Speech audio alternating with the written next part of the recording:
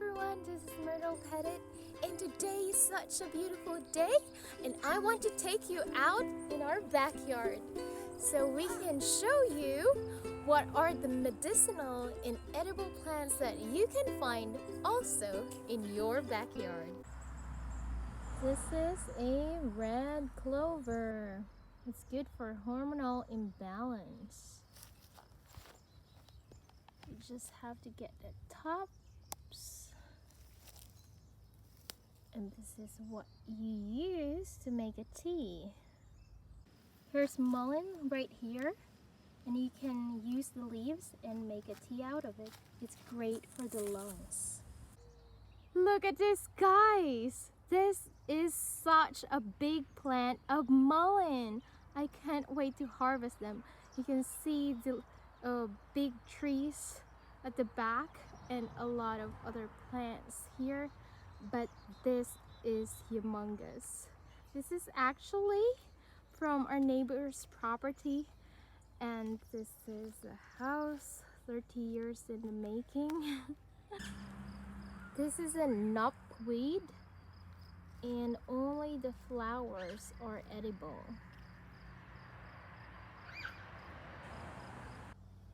Here's the maple tree. You can actually harvest the sap of this in February to March and make some maple syrup. Here's some wild garlic that you can pick. This one is pretty invasive in the garden, but you can use it to put on your salad. Wild grapes right here, and once it bears its fruit, it's actually very sour, but you can use it for making a jam, and you can also use the leaves for Dolmadakia, which is stuffed grape leaves. And how can I forget this dandelion leaves? You can actually use the flowers and the leaves. You can chop them up, wash them, and put them in the salad. These are great anti-cancer agent, and it is also rich in a lot of phytochemicals. Here's a blackberry bush. It's not yet ripe, but it has a lot of fruits on it. We'll just have to wait for a while, and this is really nice. Here are some wild raspberries. You can actually pick the black one. That's the one that is ripe. Here's some wild lettuce growing. You can actually use that as part of the salad, but use only a little bit. Once you cook it down and take out the juice from it, it can be a potent analgesic. Here's burdock plant right here. It's very nutritious. The one that is eaten is the root, and most of the root vegetables, you can really compare its nutrient density based on how far it goes down into the earth, and this one goes deep into the earth. It's even deeper than beets, so it's very rich in nutrients. This is a milk thistle plant. It didn't flower yet, but its flower is actually rich in Silymarin, and it's good for liver detoxification. Mix this in the salad and the flowers. This is actually called wood sorrel, and it's rich in vitamin C, and it is comparable to lemony taste. This is broadleaf plantain.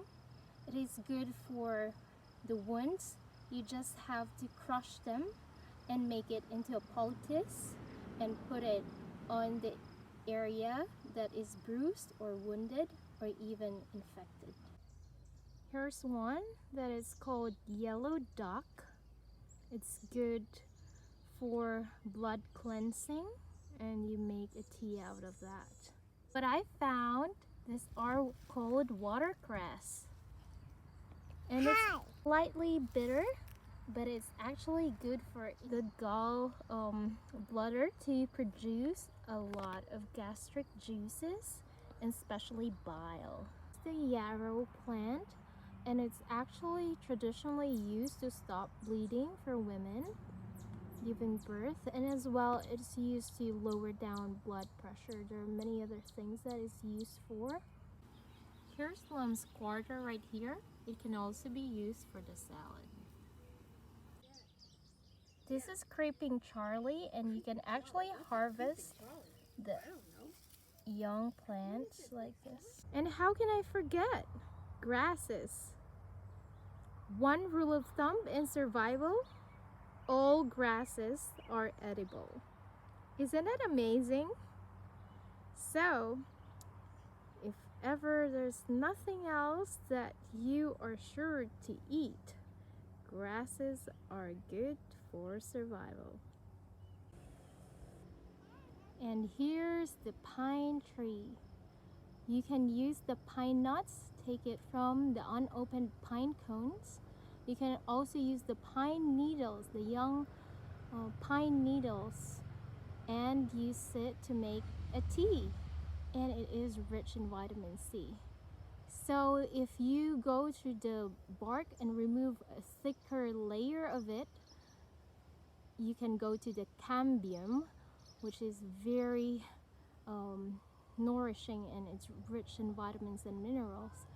And you can only take a little bit of that cambium, otherwise it will kill the entire tree, because that's how they nourish their from top to bottom. The cambium is the way for the nutrients to be distributed to the tree.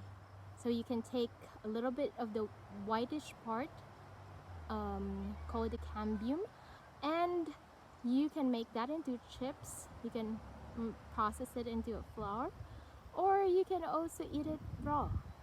Finally, look, here's our survival shack that we made. My daughter and I made this as our little project, wherein you can, yes, it's so pretty. And we have in there the moss. We have some little twigs in there for firewood. This is And wire. a little log in here. So everything is miniature, as you can see. And we have also included the bark of the tree to protect our shack. So it's pretty neat. Watching a lot of those survival shows, so it inspired us to make our own.